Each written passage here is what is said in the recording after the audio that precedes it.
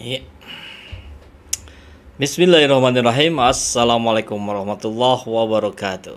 Salam perubahan, salam kedaulatan rakyat.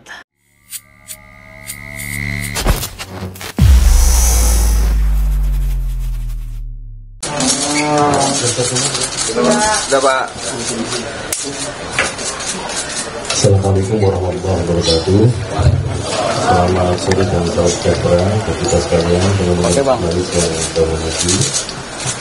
Pada hari ini, hari Rabu, tanggal 3 Juli tahun 2024, sebagaimana yang sama-sama teman-teman sudah ketahui bahwa DKPP telah membacakan putusan perkara di mana terjadi teradil. Dan sebagaimana kita ketahui, substansi dari putusan tersebut teman-teman sudah mengikuti semua. Pada kesempatan ini saya ingin menyampaikan, mengucapkan alhamdulillah dan saya mengucapkan terima kasih kepada DKPP yang telah membebaskan saya dari tugas-tugas berat sebagai anggota KPU yang menyelenggarakan pemilu. Pada teman-teman jurnalis yang selama ini berinteraksi, berhubungan dengan saya, sekiranya ada kata-kata atau tindakan saya yang kurang berkenan, saya mohon maaf. Saya kira itu yang dapat saya sampaikan pada kesempatan ini. Terima kasih. Assalamualaikum warahmatullahi wabarakatuh. Laporan dari Hasnaini wanita emas terhadap ketua KPU yang diduga melecehkan secara seksual. Tentu untuk kepentingan agar partainya, Partai Republik 1 ya kalau tidak salah namanya itu, diloloskan. Dan ternyata tidak lolos, maka akhirnya itu dilaporkan. Barangkali kalau lolos tidak akan dilaporkan ya. Kita juga melihat bahwa satu persatu orang-orang KPU hari ini mulai dilaporkan ke DKPP. Bahkan mungkin juga ke kepolisian nih. Maka ini saya kira saat yang tepat untuk pemerintah bersih-bersih ya. Kalau ingin meninggalkan legacy, warisan yang baik untuk anak cucu ke depan, maka munculkanlah segala effort kemampuannya untuk menjadikan proses-proses ini adalah proses-proses yang baik. Karena hasil yang baik hanya bisa dimunculkan dari proses yang baik. Begitu ya. Dan tentu kita juga agak kaget juga mendengar respon dari ketua KPU ini terhadap laporan pelecehan seksual ke DKPP ini. Maka kita akan coba simak dulu ya, videonya dari Hasnaini yang kalau tidak salah sekarang posisinya masih di dalam penjara ya. Oke, kita lihat. Seperti seorang wanita yang dalam ketidakberdayaan dan dengan janji-janji, menurut Bu Hasnaini gimana? Apa yang akan dilakukan? Apakah tetap akan membuat laporan ke polisi maupun ke DKPP? Akan melakukan. Karena ini ancamannya berat sekali, khususnya buat ketua KPU. Apakah saudara Hasnaini memiliki bukti, fakta dan cukup sangat bukti, sudah 2 rim buktinya. Bisa disebutkan nama ketua KPU-nya, Pak? Hasyim Hasyari. Ya, kita lihat. Hasnaini wanita emas, Ketua Umum Partai Republik 1, ini punya keyakinan yang besar karena memiliki bukti-bukti yang sangat memadai. Kalau tidak salah itu screenshotan dari WA gitu ya, kemudian obrolan beberapa video segala macam ini ya luar biasa. Berani juga, ini bagus nih kita untuk membongkar tabir-tabir kegelapan selama ini. Ya. Oke, kita akan menerima kesaksian ini, mudah-mudahan tidak dicabut, semoga dapat dipertanggungjawabkan secara hukum dan dihukum seberat-beratnya pelakunya. Hari ini dihadirkan oleh Ketua Partai Bang Ahmad Yani, Bang Sumi dan Bang Sekjen Partai Perkasa. Ada Pak Ahmad Yani juga nih di Partai Masyumi. Acara juga beliau. Ya, kita lihat aja nanti perkembangannya ya. Kalau itu memang sudah terjadi, saya kira sudah tidak patut lagi di sana. Jangan malu lagi lah kan. Masalah moral ini adalah skandal. Jangan bahwa ada transaksi lainnya juga, proses atau harusnya partai politik. Ini harus menjadi atensi, tidak hanya atensi Dewan di KPP. Ya, Dan yang menarik tentu adalah bagaimana kita lihat responnya. Dilaporkan ke DKPP soal dugaan asusila, ini kata Ketua KPU. Ngeri kali ya. Ketua KPU RI Hasyim Asyari dilaporkan ke Dewan Kehormatan Penyelenggara Pemilu terkait dugaan adanya pelanggaran etik tindak susila. Menanggapi hal itu, Hasyim mengatakan saat ini pihaknya mengikuti perkembangan laporan aduan ke DKPP. Kami mengikuti perkembangan pengaduan ke DKPP tersebut. Gitu aja. Wow. Luar biasa ini ya. Ini respon dari seorang Hasyim Asyari, Ketua KPU, dilaporkan, kemudian kami mengikuti perkembangan pengaduan.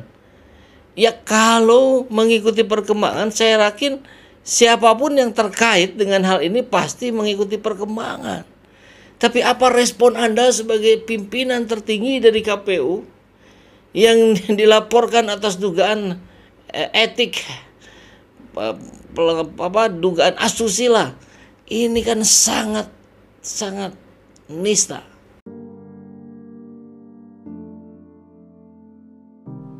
Ketua KPU Hasyim Asyari menjadi sorotan publik usai diberhentikan dari jabatannya pada Rabu 3 Juli 2024.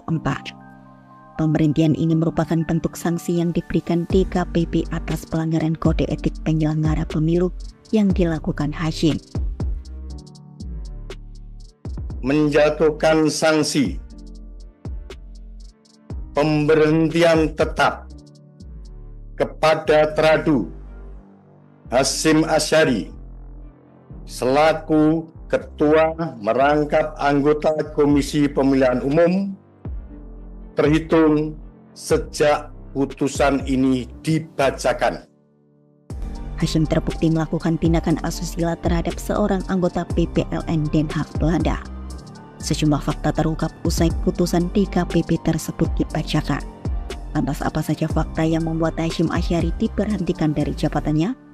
Berikut sejumlah fakta yang terungkap dalam persidangan tindakan asusila dan pelanggaran kode etik Ketua KPU Hasyim Asyari.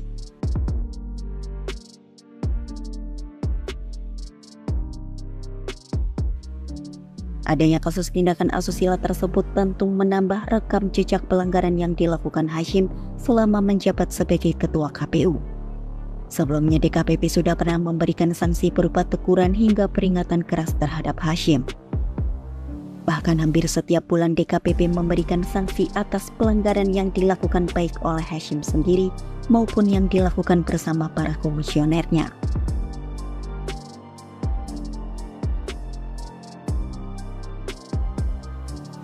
Hasyim terbukti mendekati korban dengan menggunakan fasilitas jabatannya sebagai Ketua KPU. Kuasa hukum korban mengungkap korban dan pelaku beberapa kali bertemu dalam konteks kunjungan dinas. Selain itu, Hasyim juga diklaim memiliki upaya aktif yang dilakukan secara terus-menerus untuk menjangkau korban meski keduanya terpisah jarak.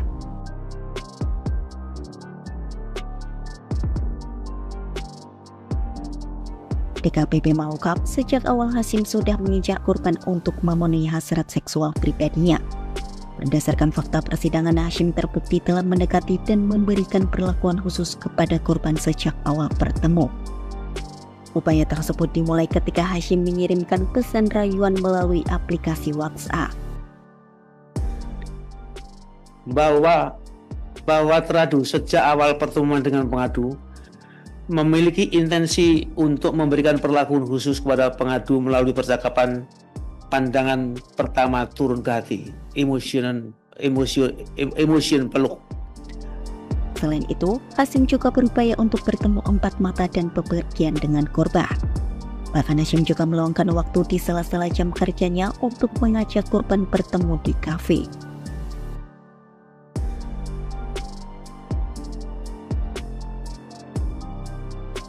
Korban mengaku Hasyim telah merayunya untuk melakukan hubungan badan di hotel yang merupakan tempat Ketua KPU menginap saat di Belanda. Tindakan asusila yang dilakukan Hasyim ini terjadi ketika ada agenda BIMTEK PPLN yang berlangsung pada 2-7 Oktober 2023 di Den Haag, Belanda. Terungkap pada 3 Oktober 2023, korban dihubungi Hasyim untuk datang ke kamar hotelnya.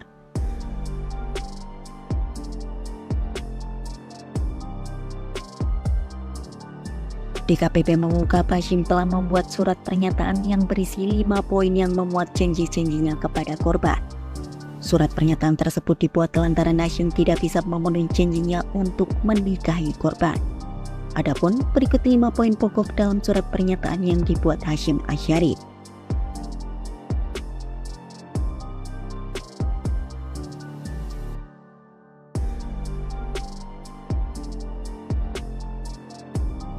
Selain kelima pokok tersebut, apabila janji-janji tersebut tak ditepati, korban juga meminta Hashim menambahkan klausul yang berisi jika Hashim tak memenuhi janji, ia harus membayar denda 4 miliar rupiah dalam jangka 4 tahun.